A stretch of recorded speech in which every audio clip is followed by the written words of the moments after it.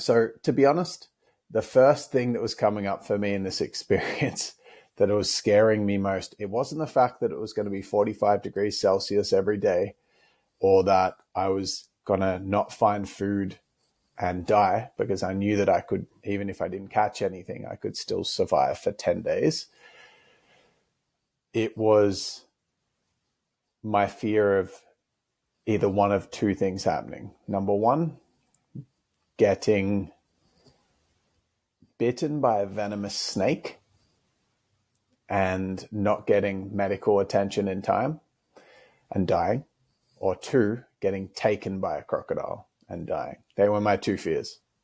And so for the first, I'm going to say 5 days, I'm going to say 3 to 5 days, and more concentrated at the start of the journey, I was terrified that I was going to be bitten by a snake. And so every step I was taking on the journey, I was looking to see if there was a death adder or some kind of brown snake or a tiger snake, any kind of venomous snake hiding under the leaf litter.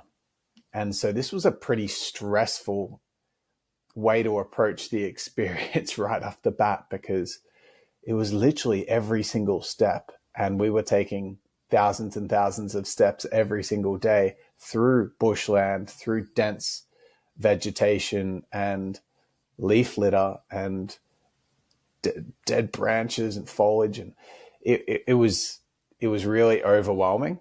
And because of the fact that we were 300 plus kilometers away from any other human being, it was so remote that I was thinking, look, I'm going to die if I get bitten by a venomous snake. We had an emergency beacon, which is a survival gadget you can buy from camping stores, that if you sound the alarm, it automatically notifies authorities and the appropriate people that an emergency has happened, and it has all of your details connected in the back end of it. And so I was thinking, all right, we're walking 3 to 5 kilometers away from our camp setup, our car. Well, he had like a really intense off-road car and trailer setup, but we were walking for kilometers away from that car when we were on little hunting missions, if we could hear animals in the distance or whatnot. And so I was thinking, if I'm 4 kilometers away from the car, it's going to take him 30 to 60 minutes to get back to the car, to get the beacon, to sound the alarm. Then it's going to take them who knows how long, 2 to 5 hours by helicopter to come and get me. And then it's going to take 2 to 5 hours by helicopter to get back to some kind of hospital. And I could be dead by then. And so I was freaking out for that whole initial period of time. And then it got to the 4th day. And this is also one of the magic moments that I wanted to share, but I'm going to just weave it into this story. I've got a huge list of different things to share. This was one of my favorite moments of the whole experience. So anyway, I say to Adam, look, after the 4th day, man, can I get your help on overcoming my fear of snakes? Because it's really impacting me.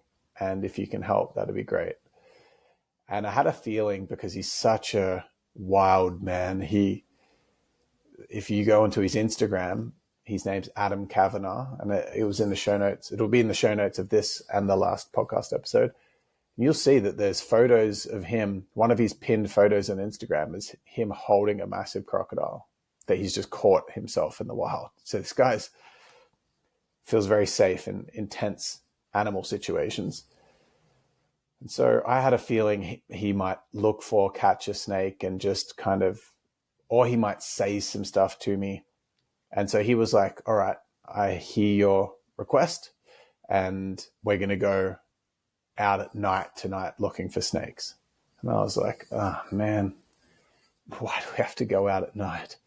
And he was like, well, at nighttime around a pond or body of water, often snakes will go hunting for animals that go to get that are out at night, like frogs, for example.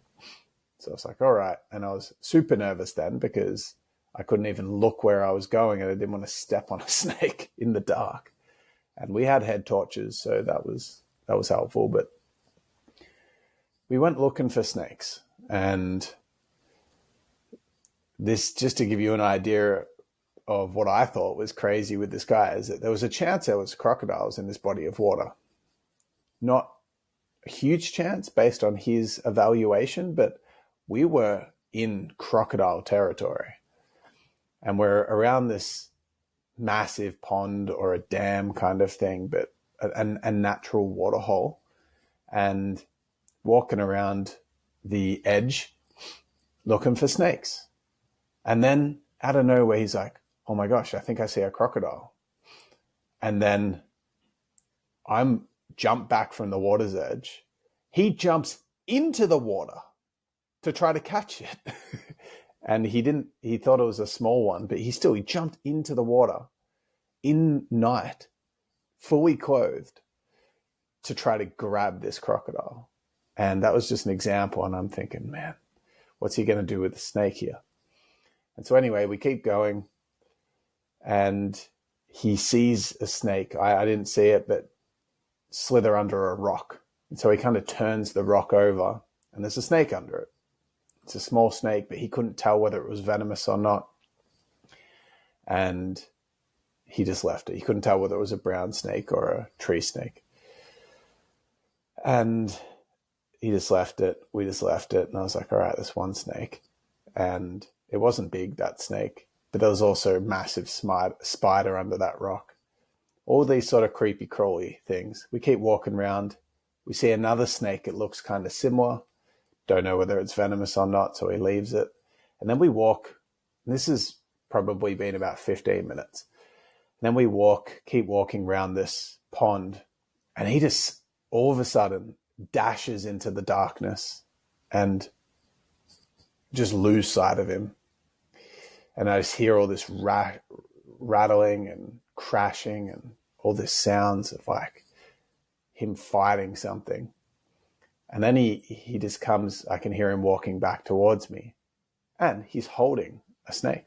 And I was like freaking out a bit because he was pretty close to me, and I knew that he would probably try to get me closer or try to get me to pat it. And it was kind of slithering up and down his arms and waving itself around a bit. And then it started to settle down a little bit, and he said, look, see? And then he literally says, now you hold. And instead of saying, hey, would you like to hold? He says, now you hold. And I'm exaggerating slightly, but he pretty much throws the snake at me. So he just puts it on me. And all of a sudden, I'm holding a snake. And I'm initially in a bit of a freeze response. And then I was just being very gentle with it. And I was holding this thing that I was previously terrified of in my hands. And as I started to calm down and relax, I